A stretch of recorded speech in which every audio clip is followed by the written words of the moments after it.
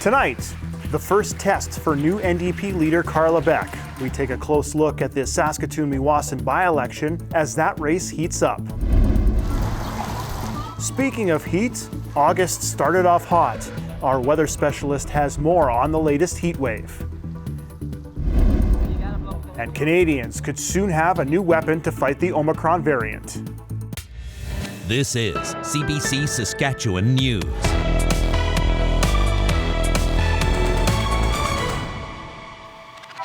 It's Tuesday, August 16th. CBC Saskatchewan News starts now. Hello, and thank you for joining us. The dance card for the Saskatoon Meewasin by-election is filling up quickly, even though a date for the actual vote hasn't been set yet. Former NDP leader Ryan Miley has held the seat since 2017 when he stole it away from the Sask Party. The CBC's Adam Hunter has more on why the stakes are so high. Over the past 2 weeks, 4 Saskatchewan political parties have picked candidates to put on the ballot for the upcoming Saskatoon Meewasin by-election.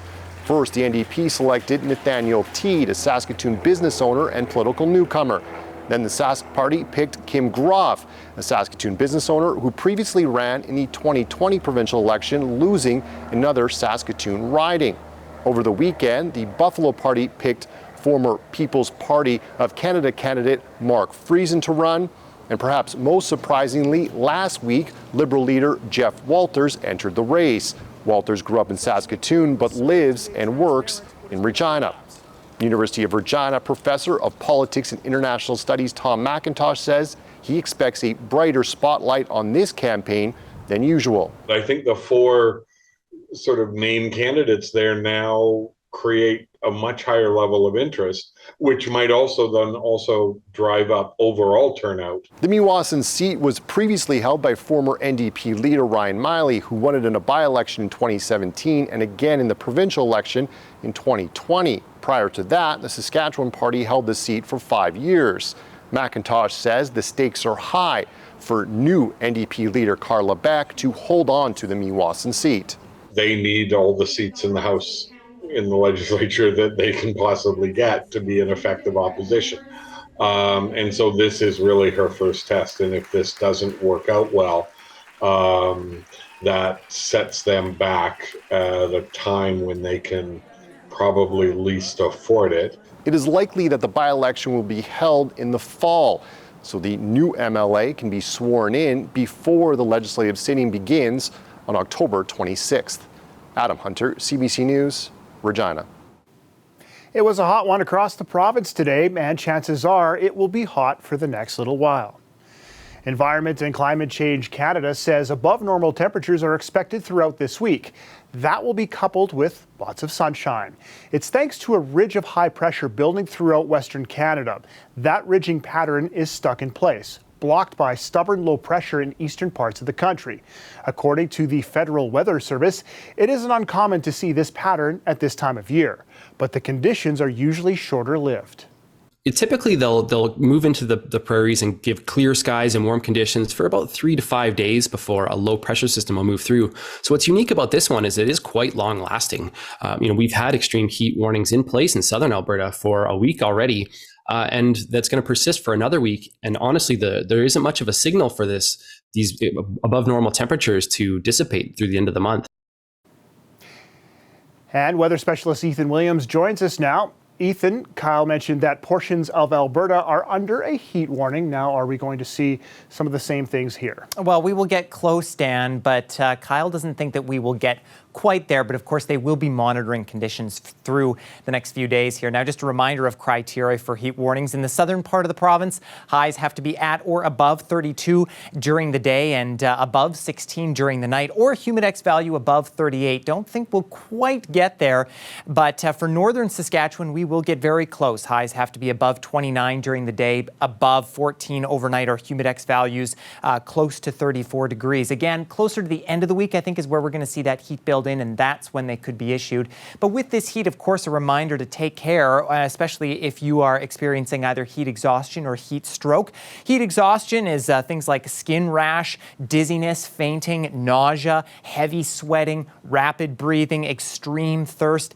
You want to move to a cool place, get some air conditioning, and of course, drink lots of water. If you are suffering from heat stroke, that is a medical emergency, and you'll need to call 911. That's a high body temperature, confusion. Sometimes you can lose consciousness as well. No sweating, but really hot, red skin. So, of course, if you're going out there, Dan, make sure that you're doing activities during the cooler part of the day and have lots of shade. And we just want everybody to keep care. That's right. Thanks, Ethan. You bet. The hits of rain and humid conditions the last couple of weeks have contributed to the rise in mosquito numbers in Regina. The latest count shows 167 mosquitoes per trap per night. The average for this time of year is 43. A rise in mosquito numbers was expected and does sound high, but things could have been much worse. To try to put it into perspective, our record count for this particular week was 1,719 mosquitoes per trap in 1993. So it's 10% of what it could be in terms of how bad it could be. The city of Regina still has crews out spraying for mosquitoes, and they expect the numbers to go down. The mosquito program will run through September. First Nations youth from across the province have gathered in Treaty 4 territory for a cultural camp called Grandchildren Come to Learn. Children and teens learn from elders how to make drums and moccasins, tan animal hides, cook outdoors, pick medicinal plants, and other traditional skills. They also take part in ceremonies. The Federation of Sovereign Indigenous Nations says the week-long camp is part of a traditional health gathering to improve health care for First Nations people. We're looking at ways to improve health outcomes for our people. You know, we're not discounting Western knowledge and Western science, but we want to incorporate our traditional beliefs, ceremonies, practices, and elders into a part of that system to improve health outcomes. Of course, you know, we're all aware of the statistics. First Nations people, health outcomes aren't very good right now. We want to improve those health outcomes, and we believe by incorporating our traditional knowledge and our culture, our language, and our ceremonies and medicines into that system, it's going to improve health outcomes, not only for our people, but for non-Indigenous people too as well. First Vice Chief David Pratt says these young people could become the doctors, nurses, and health directors who could find ways to combine Western and traditional medicine. But first, he says, many need to learn more about their culture and identity. The FSIN says the camp will be an annual event. A controversial figure was back on the field for the Saskatchewan Roughriders today. Garrett Marino took part in his first practice since his suspension for an ugly incident over a month ago. The defensive tackle completed his 4-game suspension stemming from his actions in a game against Ottawa on July 8th. Marino committed 2 tackles considered dangerous and reckless, most notably the low hit on Red Blacks quarterback Jeremiah Masoli. He then celebrated that tackle, which Masoli still hasn't recovered from. He was also heard making verbal comments about Masoli's heritage. It was the longest suspension handed out by the CFL for in-game behavior. Marino's status for Friday's game against BC is still to be determined. It wasn't cool. I feel bad. I let Rider Nation down, my teammates down, not being out there with the team, so it was kind of depressing. Yeah, I do regret it. I wish it could have went differently. I feel horrible that Jeremiah got hurt, and I just want to move on. It will be hard, and I think guys will test him because they know that he doesn't have as many chances as per se a new guy would. So he knows he's going to be put under the gun and put to the test, and I think he'll be able to manage himself, and we just try to say, you know, move on to the next play. But he will definitely get some attention from the other players out there, and he's going to have to do a good job of moving to the huddle and moving to the next play. After giving up 32 sacks in 9 games and a slew of undisciplined penalties, the Riders are finally addressing issues on their offensive line. One of the biggest offenders, right tackle Natai Rogers, was cut by the team. Former Argo Jamal Campbell was lining up at right tackle today at practice. The Riders host the Lions Friday night at 8 o'clock. Regina-born actress Tatiana Maslany makes her superhero debut as She-Hulk Thursday, with a new series is released on Disney+. I'm Jennifer Walters. I'm a lawyer. I have great friends. Can we get some shots, please? It's an emergency. A demanding job. She-Hulk attorney at law puts Maslany in the lead role of Jennifer Walters, an attorney who specializes in cases involving superhumans. Maslany also transforms into a very strong, very green She-Hulk. The first season's 9 episodes will also include other Marvel characters such as the Incredible Hulk. And if you want to take a moment to sit and think about the Regina natives' incredible success, you can do so here. It's a large green bench near Mosaic Stadium. We'll be back with more after the break.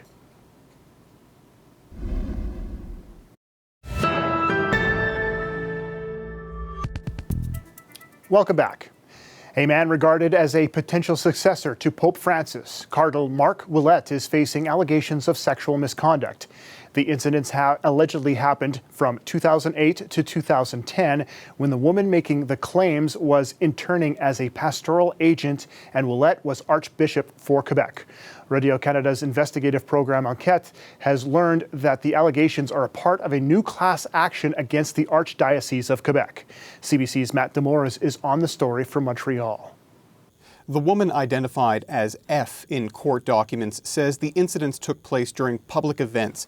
She described different occasions to Enquête when Ouellet allegedly hugged her, massaged her shoulders, or stroked her back down to where her buttocks meet. Parce que ça allait comme un peu en gradation, en augmentant. C'était de plus en plus envahissant, de plus en plus intense, au point où je me suis mis à arrêter d'aller aux événements, à essayer d'éviter le plus possible d'être en sa présence. According to the class action, when the woman told others around her, she was told the cardinal is a warm man and that she wasn't the only woman who faced this type of issue with him. A priest active in the diocese at the time told Enquête there were rumors circulating about Ouellet's behavior. He's asked to remain anonymous. Ouellet was called back to Rome in 2010 and promoted. The woman says she eventually described the incidents to the Advisory Committee on Sexual Abuse at the Quebec Diocese. Here's a lawyer representing the plaintiffs in the class action. Elle venait d'être engagée. Et c'était le cardinal Ouellet. C'était à l'ultime son patron, qui avait à l'époque une stature importante. Et ce qu'elle a fait, elle, parce que c'était le cardinal Ouellet, elle a exposé la situation sans le nommer au comité conseil. She did end up naming Ouellet afterwards, and a complaint against him by the woman was filed directly to the Vatican in 2021, and a virtual meeting was arranged, according to the class action. But more than 1 year later, she says she still hasn't been informed of the conclusion of the investigation. Ouellet is not facing criminal charges. The cardinal is among some 80 clergy members named in the civil lawsuit, representing more than 100 alleged victims. Matt Damour, CBC News, Montreal. This weather update is brought to you by Capital Ford Lincoln, making back to busy easy.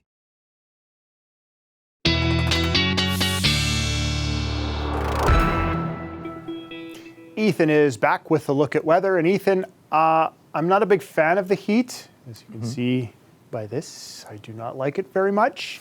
Of course, saying that if it was minus 40 in December, I'd probably be welcoming it. But either way, how much are we going to see here over the next little bit? Well, I think it is going to continue, Dan, as we heard earlier, that ridge of high pressure really building in, and we're going to be seeing some intense heat, especially as we go later into the week. But here's an idea of just how hot things have been or will be getting in some places. This is the number of 30-degree or higher days that we've had in 2022 so far. This does not include today, but actually places like Regina, Moose Jaw, Saskatoon, we're actually just a bit below average for where we normally are. The first number is the number of 30-degree plus days we've had so far this year. The second number, the 30-year average. Place like North Battleford, you are bang on for this time of year. And Swift Current, especially in that southwest corner of the province, and even up north in La Ronge, you're actually above where you normally are. And most of these 30-degree days happening this month in August, and there is still lots to come. These are the number of 30-plus degree days forecast over the next few days, and this also includes today. Regina, Saskatoon, Moose Jaw, a few more days here in your next 7 days that you'll see those, so you'll get pretty close to average. Swift Current, all 7 days in your next 7-day outlook are 30 degrees and above. Prince Albert, only 2 days, but that'll actually bring you right about bang on average where you should be. We talked about earlier about this ridge of high pressure building in, and you can really see it here. It extends all the way into the Northern Territories, and then this low pressure, this big trough stretching out eastward from us, and again, again, that is just blocking in all of this really warm air. And as you heard earlier from Environment Canada, that's going to still continue to slide eastward as we head throughout the week. The warmest temperatures are yet to come, and it is still very warm right now at about 6:15. And we're looking at temperatures near 35 degrees in southwestern Saskatchewan, 35 at Leader, 34 in Maple Creek and Swift Current. Touch cooler as you work your way eastward. Yorkton, Wynyard, only, and I put that in air quotes, only sitting at 27 degrees right now. Now, there is the possibility of some showers and thunderstorms, especially in the Churchill region overnight tonight. Those will slide out. Tomorrow, the most severe risk is on the eastern side of the province, but all of south and central Saskatchewan will generally see a risk of showers and thunderstorms, especially the further east you go. And then we head into Thursday, and it looks like that's when that high pressure really takes hold and things begin to really clear out. Our threat for tomorrow, Hudson Bay, Yorkton, Nipawin, Carrot River, that is where we are looking at probably for the highest likelihood of severe weather. And really, it's not all that much, just isolated storms, maybe some localized downpours in there. But a lot of us going to be seeing that general non-severe risk. Next 7 days, no shocker here, it's going to be hot. Regina, not quite as warm as that western side of the province, but after a chance of showers and thunderstorms tomorrow, we see clear conditions. Humidex values won't actually be as bad as we thought. They'll be near about 30 degrees. Breezy in Saskatoon tomorrow, gusts up to around 40 kilometers an hour. We'll see some sunny conditions through the rest of the week and then maybe some rain to start next week. And Dan, I don't know, once you get to August, sometimes these 30-degree days don't really feel like 30, but it's still hot. It's those lows that are too high. Yes, that's true. They're uncomfortable at night. Not a big fan. No. Thanks, Ethan. You bet.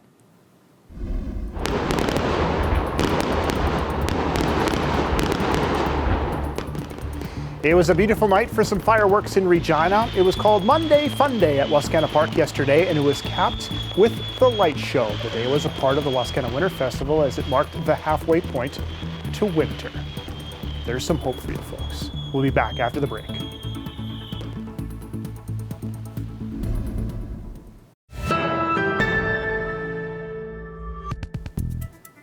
The Premier of Quebec made his first appearance in 6 months today at a COVID-19 briefing.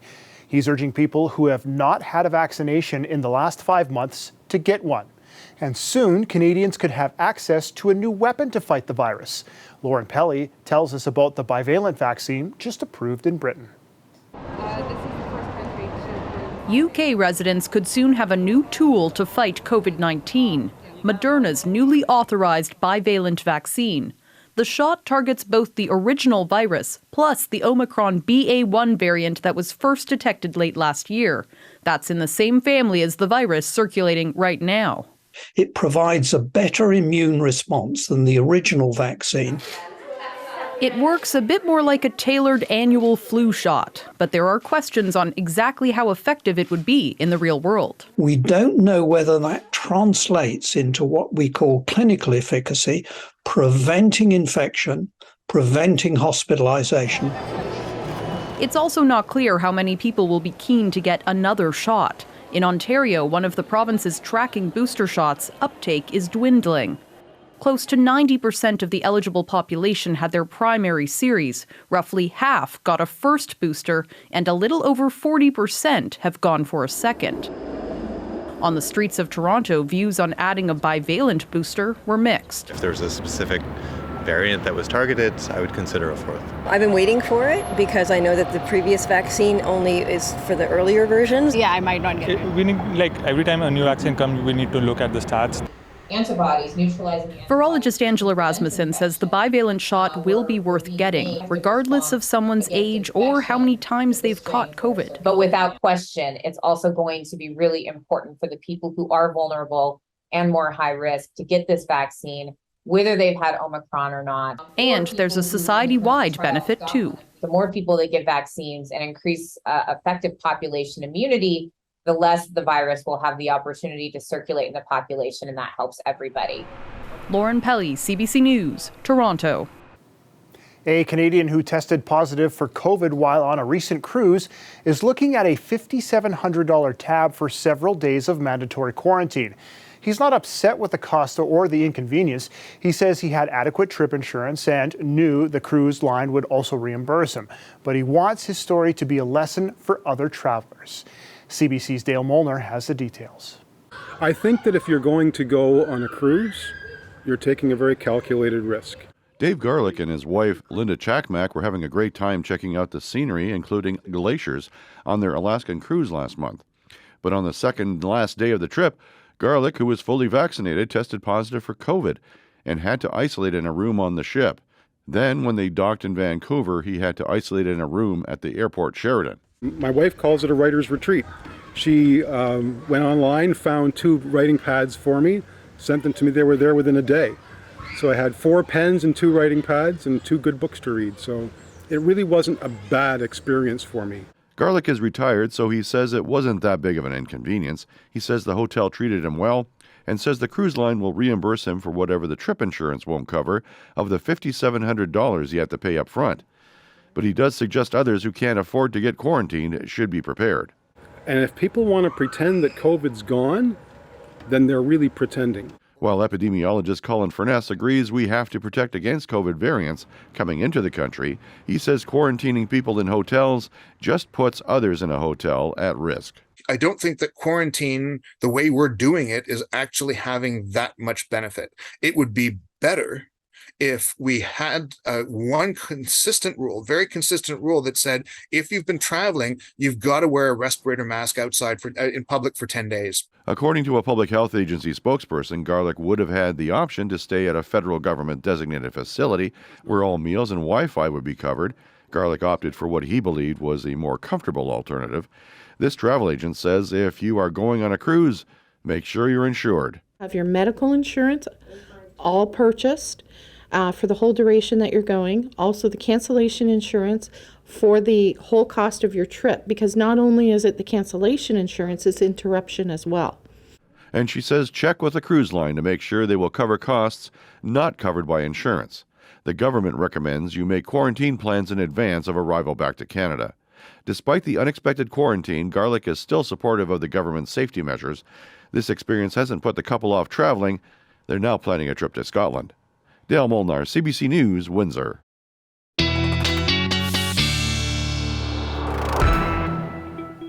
Ethan's back with one last look at this hot weather that's coming up. Ethan? That's right, and maybe a little bit rainy tomorrow in Regina, Dan. Those lingering showers and thunderstorms could bring us some rain in Regina at 8 a.m. Still quite warm, though, at 20 degrees. We will get some clearing by the time we get to the noon hour, but there is the possibility of a thunderstorm building in the afternoon. Nice light winds, though. In Saskatoon, no chance of rain in the morning hours, 19 and mainly sunny conditions. And by the time we get to noon, 25 degrees already. Those winds a little breezier at around 30 kilometers an hour. The supermoon the other night making for some great shots, including this one that Marion got out at Pasqua Lake, and you will probably be able to see that moon over the next few days here, Dan, because it is going to be mostly clear conditions for overnight. And it makes for some nice but warm nights. That is true. Thanks, Ethan. You bet.